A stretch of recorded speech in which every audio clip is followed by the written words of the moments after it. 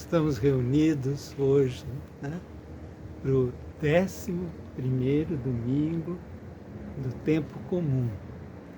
E a gente continua com o evangelista Marcos.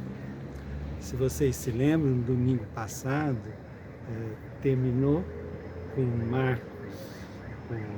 Marcos contando que Jesus estava em casa, juntou tanta gente que eles não tinham tempo para comer. E aí vieram os parentes atrás achando que ele estava louco. E no fim não deram conta, veio também a mãe dele, os irmãos que queriam. Ele diz, mas quem é minha mãe, meus irmãos? Né? É quem faz a vontade do Pai, de Deus. E agora começa o capítulo 4 em Marcos. Muda completamente o cenário e o que Jesus está fazendo. Tá? Da casa, diz que Jesus saiu lá para a beira do lago, né? E começou a ensinar, mas já juntou um monte de gente, né? Juntou um monte de gente, e aí Jesus tinha um barco, ele foi para o barco, né? E de lá do barco ele sentou e começou a falar para a multidão, né?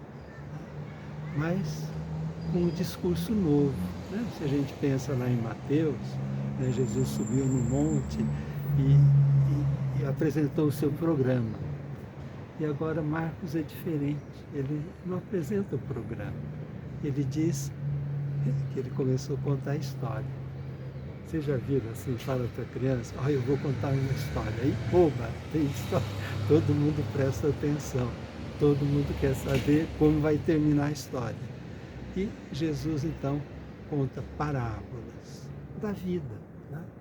Ele conta do lavrador que semeia, conta no Evangelho de Mateus, da mulher que perdeu a moedinha, do pastor que tinha 100 ovelhas e perdeu uma, do pescador que pegou a rede com tanto peixe. Então Jesus agora vai falar do reino que ninguém estava entendendo, ele vai contar histórias e dizer o reino de Deus é semelhante, é parecido. E hoje a gente tem duas pequenas parábolas no Evangelho de hoje. Uma, acho que hoje a gente não gosta muito, né? Nós vivemos um tempo que a gente pensa assim, aquela pessoa trabalhou bastante, fez isso, fez aquilo, a gente quer ver o rendimento, o resultado, né? E Jesus vai contar uma parábola bem estranha, né?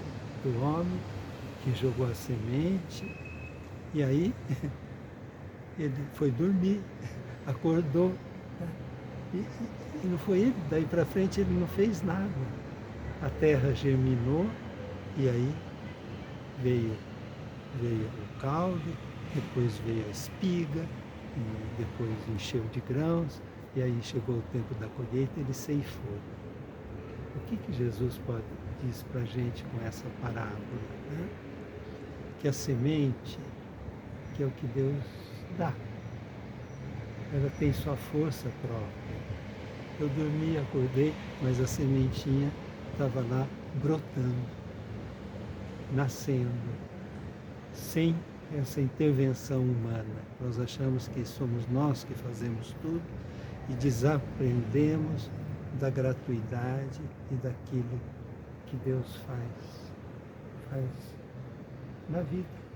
Então, de coisas pequenas, eu estou pensando nessa enchente lá no Rio Grande do Sul, já há quase um mês, né? Quem é que salvou tanta gente?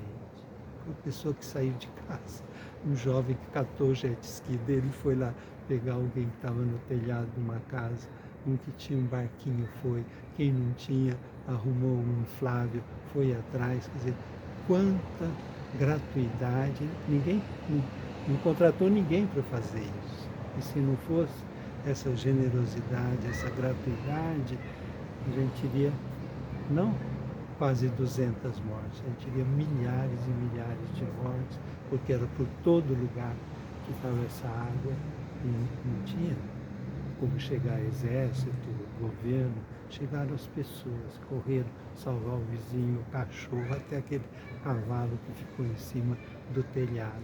Então, a gratuidade nas pequenas coisas. Tem muita bondade aí no coração humano e que nós não sabemos suscitar, acolher, valorizar, agradecer a Deus. A segunda parábola vamos dizer assim, é o contrário de tudo que a gente pensa. É só a grandeza, é só não sei o quê. E Jesus diz, olha, o reinado de Deus é a menor das sementes, é o grão de mostarda que você planta e aí nasce a maior das hortaliças e os passarinhos vêm se abrigar ali. Eu penso assim, a paciência que a gente tem que ter com a semente, a esperança de que mesmo coisas pequenas, sumidas, vão dar frutos, porque elas são o dom, a graça de Deus, a gratuidade de Deus nas nossas vidas. Vamos acolher essas parábolas como lição de vida para as nossas comunidades e para cada um de nós. Louvado seja nosso Senhor Jesus Cristo, para sempre seja louvado.